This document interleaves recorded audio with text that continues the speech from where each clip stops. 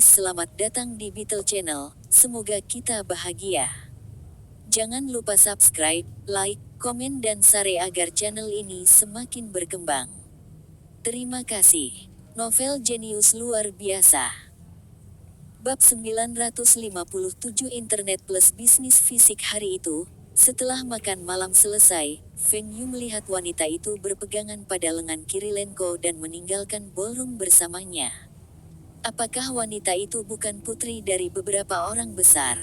Tapi Feng Yu tidak mau ikut campur, dan Kirilenko telah membawa pengawalnya bersamanya. Tidak ada yang akan terjadi. Keesokan harinya, Kirilenko yang segar pergi mencari Feng Yu untuk mendiskusikan bisnis baru mereka. Asetnya tiba-tiba meningkat 4 kali lipat, dan dia tidak tahu harus berinvestasi apa. Kirilenko merasa masih lebih aman untuk bekerja sama dengan Feng Yu, karena dia tidak perlu khawatir tentang apapun dan masih dapat menghasilkan keuntungan yang tinggi. Kakaki, saya ingat Anda memberitahu saya bahwa Anda berada di bisnis retail. Feng Yu menyesap kopi dan bertanya. Betul sekali, tapi saya menjual barang impor dari China, Eropa Barat, dan Amerika. Saya tidak menjual produk dalam negeri kami. Hanya melakukan penjualan eceran barang impor. Ini harus dikembangkan dari perusahaan perdagangan Kirilenko. Permintaan produk China di Rusia telah turun, dan Kirilenko mulai mendatangkan barang dari negara lain. Kakaki, apakah Anda memiliki toko fisik? Iya, tapi tidak banyak, karena saya terutama menjadi bisnis grosir. Tetapi banyak pengecer bekerja dengan saya. Jika Anda memiliki produk yang bagus, saya jamin itu akan terjual di seluruh Rusia, Ukraina, Belarusia, dalam waktu singkat. Kirilenko menepuk dadanya. Kirilenko berpikir Feng Yu memiliki beberapa produk bagus untuk dijual, tapi dia berharap itu bukan minuman. Kakaki, apakah ada supermarket besar di Rusia? Iya. 2 jaringan supermarket saat ini berjalan dengan baik, tetapi mereka tidak dapat dibandingkan dengan supermarket Taihua. Mereka hanya menjual kebutuhan sehari-hari. Apakah Anda meminta saya untuk membuka supermarket? Tidak, ini tidak akan berhasil. Kedua jaringan supermarket itu telah mengambil semua lokasi bagus di kota-kota, dan akan sulit untuk bersaing dengan mereka. Kirilenko melambaikan tangannya. Tahun lalu, ketika grup supermarket Taihua dimulai, Kirilenko memerintahkan anak buahnya untuk melihat bisnis ini ke Rusia. Tapi semua lokasi bagus untuk supermarket diambil. Sulit baginya untuk memasuki bisnis ini kecuali dia akan membuka supermarket di kota-kota lapis kedua. Tapi apa gunanya melakukan itu? Mungkin ada keuntungan dari kota-kota lapis kedua, tetapi itu tidak sesuai dengan karakter Kirilenko. Dia adalah importir dan grosir utama Rusia. Bagaimana dia bisa pergi ke kota tingkat kedua? Saudara Ki, Anda belum menemukan posisi yang tepat untuk supermarket Anda. Mereka menjual kebutuhan sehari-hari, dan Anda dapat mendirikan supermarket barang impor. Supermarket barang impor. Anda mengatakan bahwa saya hanya akan menjual barang impor di supermarket saya. Betul sekali. Anda hanya dapat menjual barang impor. Jangan khawatir. Saya tahu beberapa produk Rusia Anda populer, tetapi produk tersebut tidak diproduksi di Ukraina dan Belarusia, bukan? Jika Anda menjual produk Rusia di sana, bukankah itu dianggap barang impor? Pajak antara Rusia dan negara-negara tersebut rendah, dan biaya Anda tidak akan tinggi. Selanjutnya, produk tersebut hanya untuk melengkapi supermarket Anda, dan tidak akan menjadi produk utama yang Anda jual. Apa yang akan menjadi produk utama kami? Feng Yu memutar matanya. Ini produk impor dari Asia dan negara-negara barat tentunya. Produk elektronik, makanan, pakaian, buku, kebutuhan sehari-hari, Hanya barang-barang ini saja sudah cukup bagi Anda untuk mendirikan hypermarket. Ada uang yang bisa diperoleh dari ini. Kirilenko ragu-ragu. Apakah Anda menghasilkan uang dari menjadi penjual utuh? Apakah toko retail yang membeli barang Anda menghasilkan uang? Banyak produk impor yang sangat populer di negara Anda. Anda dapat mengambil referensi dari bagian impor supermarket Taihua kami, dan Anda akan tahu berapa banyak keuntungannya. Berapa banyak yang harus saya investasikan? Saya sarankan beli tanah dulu. Kami bisa menyewanya, tetapi jika terjadi sesuatu, supermarket kami akan terpengaruh. Jika kami terpaksa pindah, kami akan kehilangan banyak pelanggan.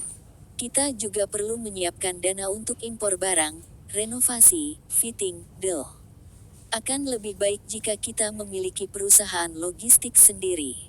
Jika Anda ingin semuanya berada di tempatnya, itu harus sekitar 3 miliar dolar Amerika Serikat. 3 miliar dolar Amerika Serikat. Banyak. Itu baru bisnis retail, berapa untungnya? Kalaupun kita menjual barang impor, kita tetap harus bersaing dengan dua pesaing lainnya. Kirilenko terkejut. Investasi ini sangat tinggi. Dengarkan aku dulu. 3 miliar dolar Amerika Serikat ini termasuk 100 supermarket dan tim logistik raksasa. Jika memungkinkan, saya sarankan membeli pesawat kargo untuk memastikan barang Anda akan tiba di setiap kota di negara Anda. Tentu saja, ini termasuk kota-kota besar lainnya di Eropa Timur. Tunggu, maksudmu kita akan membuka supermarket di setiap kota besar? 100 toko. Apakah terlalu banyak? Berapa banyak supermarket Taihua yang kalian semua miliki setelah bertahun-tahun? Grup supermarket Taihua berencana untuk mendirikan 50 hypermarket tahun depan, dan kami memperkirakan kami akan memiliki 300 toko dalam waktu 5 tahun, membentuk monopoli. Selain itu, saya tidak meminta Anda untuk menginvestasikan semuanya sekaligus. Anda dapat membaginya menjadi beberapa fase. Supermarket sangat menguntungkan. Kami pasti bisa menghasilkan uang, dan ada keuntungan lain. Supermarket dapat menggunakan kredit bulanan, triwulanan, atau bahkan tahunan. Dengan cara ini, supermarket akan memiliki volume uang tunai yang tinggi, menurunkan risiko investasi Anda di area lain, dan Anda tidak perlu khawatir tentang masalah arus kas. Selain kasino, supermarket memiliki uang tunai tertinggi dibandingkan dengan industri lain. Beberapa jaringan supermarket memiliki lebih banyak uang daripada kasino. Kapan Anda pernah mendengar supermarket mengalami masalah arus kas? Lalu kenapa kita harus punya tim logistik yang masif? Apakah kita masih membutuhkan pesawat kargo? Bahkan jika saya mampu membayar biaya transportasi, tetapi berapa banyak uang yang dapat saya hasilkan dari mereka? Itu karena kamu tidak memiliki cukup pesanan. Bagaimana jika Anda memiliki banyak pesanan? Pernahkah Anda mendengar tentang belanja online? Feng Yu berbicara seperti salesman perusahaan pemasaran multi-level itu. Belanja online. Apa itu? Kirilenko bingung. Ini memesan barang dari internet. Apakah Anda tahu tentang pesanan telepon? Sama saja, kecuali Anda menggunakan internet sekarang. Akan ada gambar produk di internet, dan bisa menampilkan produk lebih baik dari katalog itu. Bagaimana pelanggan akan membayar? Mereka dapat membayar setelah menerima barang atau menggunakan perbankan online. Model ini baru saja dimulai di AS, tetapi masih belum tersedia di Eropa. Jika kita bisa melakukannya, kita bisa mengendalikan seluruh pasar Eropa. Feng Yu melebih-lebihkan, tapi dia merasa itu bukan tidak mungkin.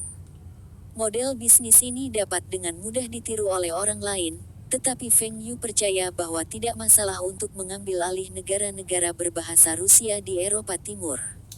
Apakah pelanggan akan percaya pada belanja online? Kirilenko skeptis. Itulah mengapa kami harus mengizinkan pelanggan untuk membayar ketika mereka menerima produk mereka. Bagaimana jika pelanggan menolak membayar setelah menerima barangnya? Feng Yu mengangkat alisnya. Kakak Ki tidak sebodoh kelihatannya dan masih bisa memikirkan hal ini. Bab 958 memperluas industri pertambangan, kami hanya bisa mengandalkan pelanggan untuk membayar. Ketika pelanggan melakukan pemesanan, mereka harus meninggalkan detail kontak mereka dan harus meninggalkan nomor telepon mereka agar kami dapat menghubungi mereka. Pada awalnya, pasti akan ada pengembalian uang, dan kami harus menanggung kerugiannya. Jika itu masalahnya, itu akan membebani keuangan kami, dan kami juga harus mengambil tindakan pencegahan agar kurir kami tidak melarikan diri dengan pembayaran. Ya, akan ada tekanan pada keuangan kami, tetapi kami memiliki toko fisik, dan arus kas sangat besar di supermarket. Dalam kehidupan Feng Yu sebelumnya, toko fisik dan toko online telah dibahas beberapa kali. Tidak ada yang berani mengatakan model mana yang lebih berhasil, tetapi model operasi terbaik adalah menggabungkan keduanya. Bisakah ini berhasil? Feng Yu menjawab dengan jujur. Saudara Qi, saya juga mencoba melihat apakah ini akan berhasil, dan saya tidak dapat menjamin itu akan berhasil 100%. Tapi saya setidaknya 80% percaya diri. Jika model operasi ini berhasil, Anda akan menjadi Rusia, atau bahkan pengecer dan toko online terbesar di Eropa Timur. Bisnis Anda tidak akan lagi dibatasi pada impor dan grosir. Kirilenko menjadi bersemangat dari kata terbesar. Tidak peduli industri apa, terbesar dan tidak. 1. Keuntungannya tidak akan rendah, dan dia suka menjadi no. 1. Kau akan bekerja sama denganku. Berapa banyak yang akan Anda investasikan? Total investasi diperkirakan lebih dari 3 miliar dolar Amerika Serikat. Saya akan berinvestasi sesuai dengan berapa banyak saham yang Anda berikan kepada saya. Feng Yu merasa model operasi ini memiliki potensi dan tidak keberatan menderita kerugian selama 2 tahun pertama. Di masa depan, dia akan mendapatkan keuntungan tanpa akhir dari bisnis ini. Saya ingin saham pengendali, dan saya akan membiarkan Anda memiliki 30% saham. Saya juga perlu mendapatkan mitra lain bagi kami untuk mengendalikan seluruh pasar Eropa Timur. Feng Yu tertawa. Kirilenko juga seorang pria yang ambisius.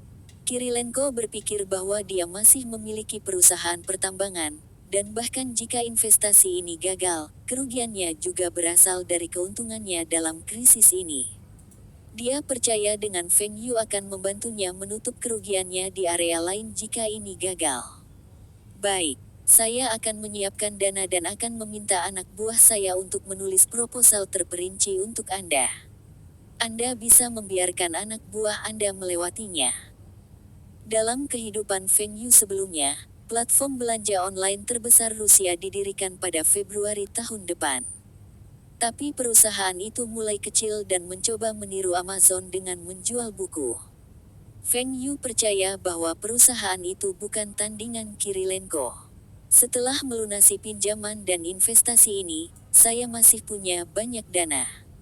Apa pendapat Anda tentang saran saya untuk mendirikan pabrik mobil yang saya sebutkan sebelumnya? Kirilenko merasa bahwa mengimpor mobil ke Rusia mungkin menguntungkan, tetapi jika dia bisa mendirikan pabrik mobil di China, itu akan lebih baik. Yang terpenting, dia akan mendapat bagian di pabrik. Dalam beberapa tahun terakhir, Rusia telah berusaha menarik investor asing, dan telah menerapkan beberapa subsidi. Kakak Qi, aku perlu mendiskusikan ini dengan yang lain tentang ini. Meskipun saya adalah pemegang saham terbesar, saya tidak memiliki keputusan akhir dalam hal ini. Saya akan menghubungi Anda kembali sesegera mungkin, karena saya juga berharap kita dapat bekerja sama dalam usaha ini. Industri mobil China sedang mengalami booming sekarang, dan produksi Songjiang Motors tidak akan segera memenuhi permintaan. Feng Yu tidak ingin berada dalam situasi di mana permintaan melebihi pasokan. Jika itu terjadi, itu berarti dia tidak siap. Selain itu, pasar sepeda motor semakin meningkat.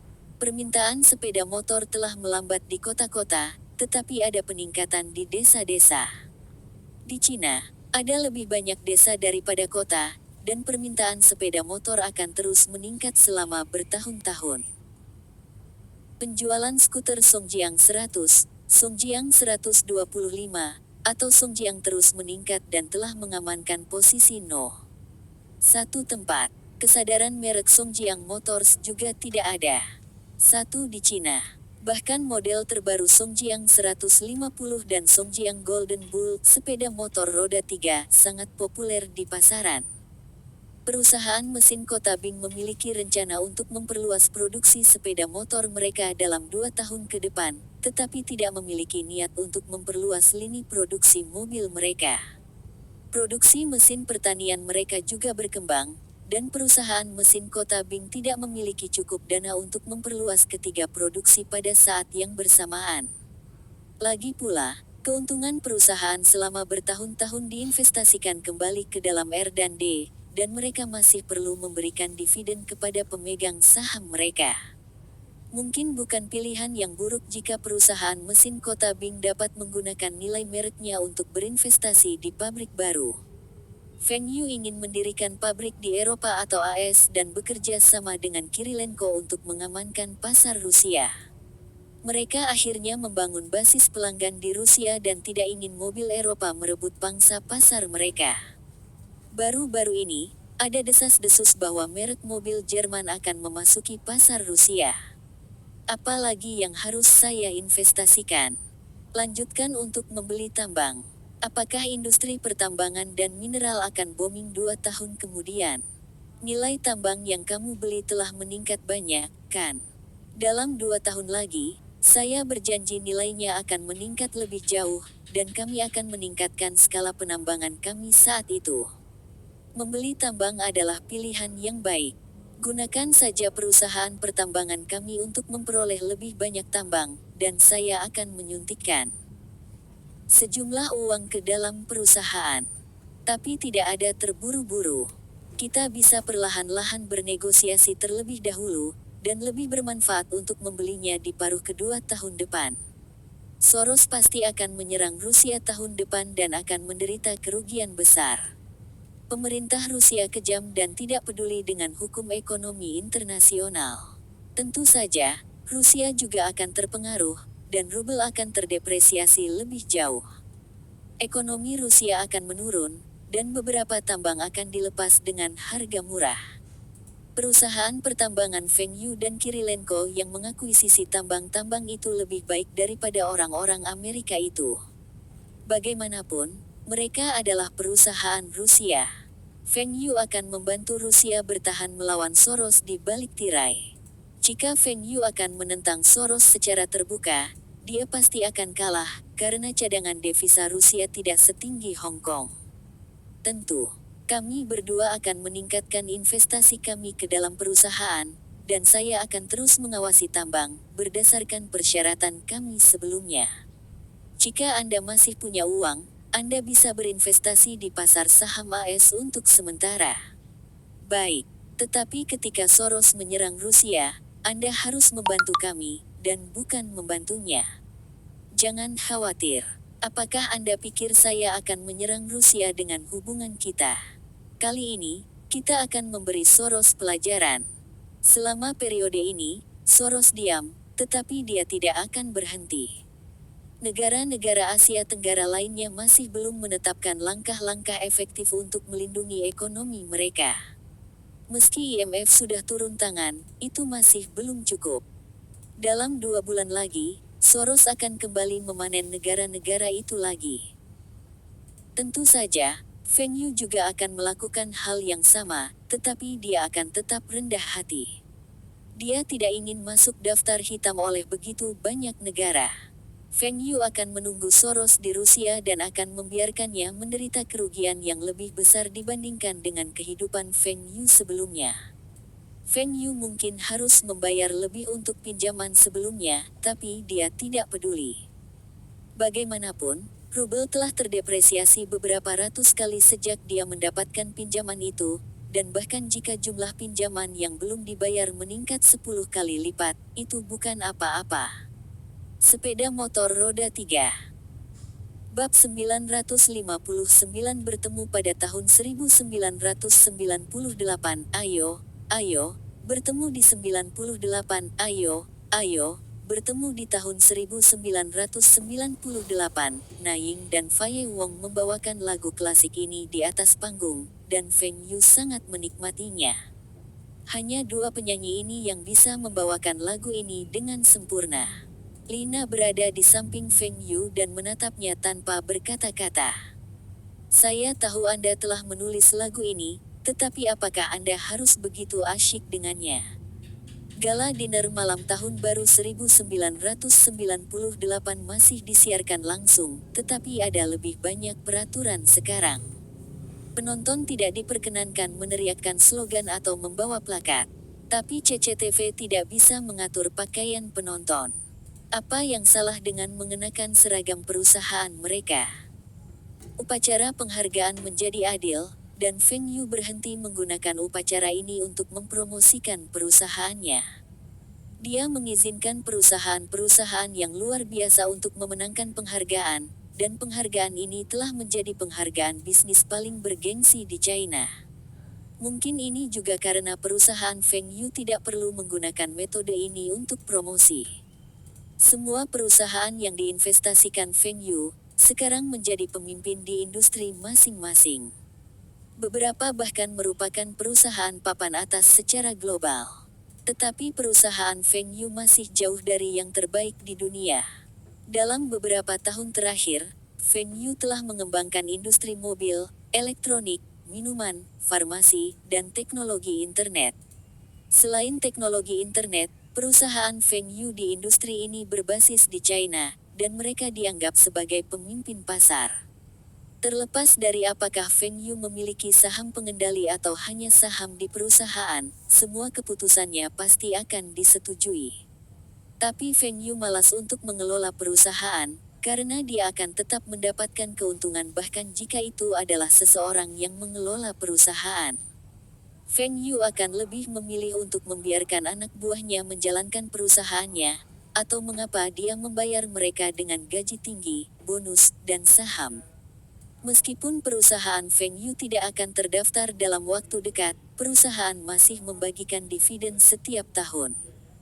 Beberapa staf manajemen yang lebih tinggi, yang telah memberikan kontribusi yang signifikan, diberi penghargaan dengan beberapa saham, dan bonus mereka beberapa kali lipat dari gaji mereka. Staf manajemen perusahaan Feng Yu yang lebih tinggi sudah mendapatkan gaji tertinggi di China, dan bahkan 99,9% staf perusahaan asing lebih rendah dari mereka. Ini belum termasuk saham yang mereka miliki. Banyak orang dari perusahaan lain ingin masuk ke perusahaan Feng Yu. Mereka semua bekerja untuk orang lain, dan tentu saja, mereka ingin mendapatkan gaji yang lebih tinggi. Lebih jauh lagi, mereka mungkin juga dihargai dengan saham perusahaan, dan mereka bisa menjadi salah satu pemegang saham. Perusahaan Feng Yu menarik banyak talenta. Manajer, pengembang, peneliti, dan bahkan elit pemasaran telah bergabung, dan perusahaannya memiliki cadangan staf yang berbakat. Ini adalah salah satu persyaratan Feng Yu untuk perusahaannya. Staf elit dapat memberinya pengembalian beberapa kali dari gajinya. Tidak masalah memberi mereka gaji, saham, deal yang lebih tinggi. Setelah lagu berakhir, semua orang bersorak. Tuan rumah memulai pidatonya, dan seorang pria berpakaian jas berdiri dan melambai kepada hadirin. Terima kasih, Ibu Pertiwi, terima kasih, panitia juri, saya ingin mengucapkan terima kasih kepada setiap karyawan perusahaan. Tanpa kalian semua, saya tidak akan mendapatkan kesempatan untuk berdiri di sini. Kehormatan ini milik Anda dan saya masing-masing, Dong Suebing menatap pria di atas panggung. Siapa yang menulis ucapan terima kasih untuknya? Kenapa dia berbicara seperti selebriti itu? Terima kasih untuk ini, terima kasih untuk itu, terima kasih, para pemimpin, orang tua, Del. Dari mana dia belajar ini? Lina berbisik ke telinga Feng Yu. Orang-orangmu telah mengatakan hal yang sama ketika mereka berada di panggung sebelumnya. Apakah mereka belajar darimu? Feng Yu melebarkan matanya. Apakah mereka semua belajar darinya? Betul sekali. Saya adalah orang yang memeriksa ucapan terima kasih mereka pada awalnya. Saya mencoba mengatakan bahwa dia sangat tulus. Tanpa orang tuanya, dia tidak akan ada. Tanpa pemimpin yang merawatnya, perusahaannya tidak akan berkembang. Tanpa dukungan karyawannya, bagaimana perusahaannya bisa berkembang. Pidatonya terlalu bagus. Kita harus bertepuk tangan lebih keras. Lina, sikapmu berubah terlalu cepat. Apapun. Mari kita saksikan pertunjukannya. Feng Yu tersenyum.